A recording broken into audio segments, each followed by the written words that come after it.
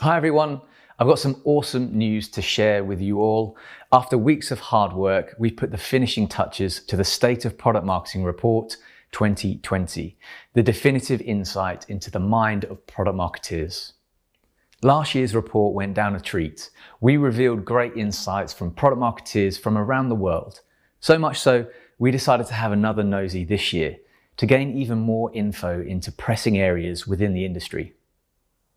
During the last 12 months, the reputation of product marketing has improved.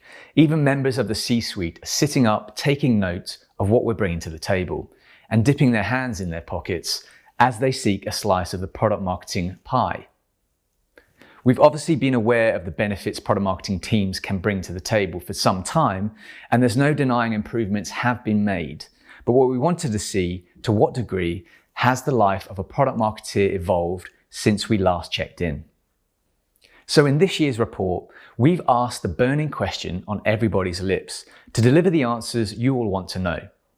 But before we reveal some of the key findings, let's get a flavour of the product marketeers who took part. We reached out far and wide to over 2,000 product marketeers to get a true representation of the global presence of product marketing.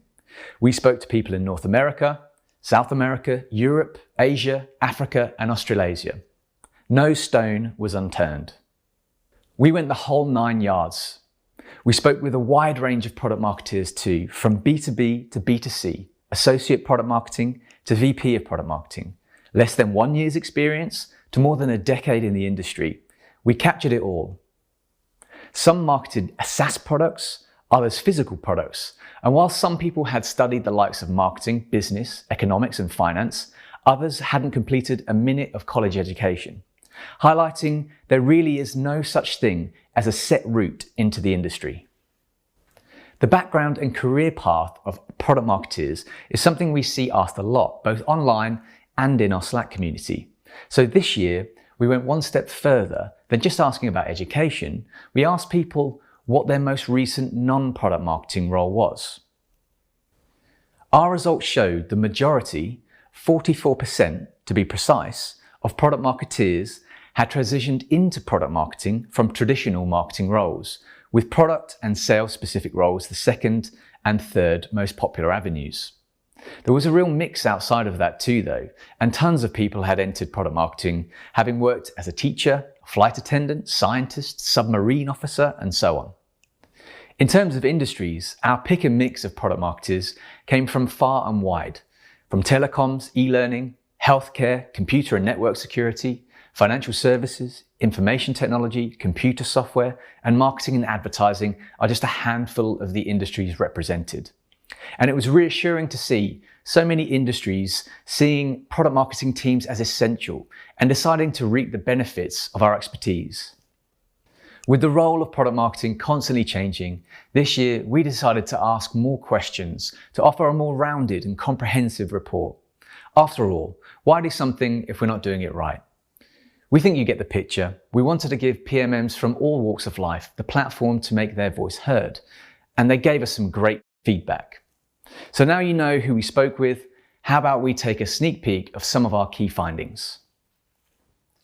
When we looked at the amount of investment being made in product marketing, it emerged more companies are making the decision to invest in their PMM teams.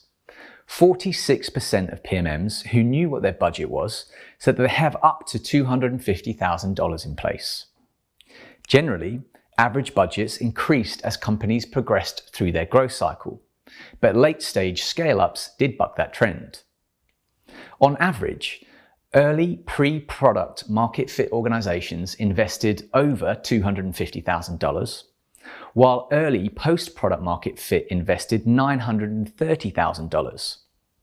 As we move further down the line, mid-growth teams with an established product marketing team budgeted just over 1.2 million, while late-stage growth scale-ups, interestingly, dipped down to about $650,000.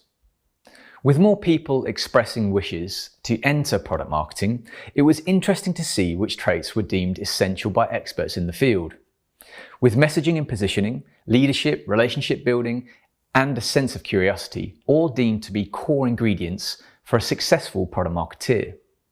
You may be wondering, if more companies are investing in product marketing teams and more companies are embracing product marketeers, surely the future is looking promising. In answer to your question, the future's bright, very bright. A staggering 95% of product marketeers said they're planning to stay in the product marketing world, and 66% are already eyeing up the next step on the product marketing career ladder, a wise move, if we may say so ourselves. We're not going to look at the results through rose-tinted specs, and we need to take the rough with the smooth, admittedly. There are some areas we'd like to see improve by the time we tackle this report in 2021. When we spoke to PMMs taking part in our survey, we discovered 1 in 5 PMMs work alone as a one-man band. Around 3 in 10 said they work in a team of 2 to 3, and just over 1/3 had the luxury of 5 or more product marketing colleagues. When we asked product marketeers how much responsibility they're being asked to take in terms of products, as with last year's findings, most PMMs were responsible for 5 or more products. We kept our fingers crossed that more support would be put in place to alleviate the workload for product marketeers, but sadly, this was not the case. We spoke to Div McKinnon, the Director of Product Marketing at Dell, about this, and she said adding more than 2 products is perhaps somewhat unrealistic. That said, while there was an increase, it's worth acknowledging this was ever so slight, so it could have been much worse. One area we'll be keeping an eye on in the future is how many people understand the role of product marketing. Only 5% said with certainty they feel their role's understood, and we'd love more people to see how awesome product marketing is. The good news is members of the C-suite seem to be warming to product marketing. When we asked product marketers how often they attended leadership meetings, over half of the people we spoke with said a representative of product marketing team attends leadership meetings regularly, with a further quarter attending most of the time. Considering PMMs were craving a seat at the leadership table in 2019, we definitely say this represents a step in the right direction.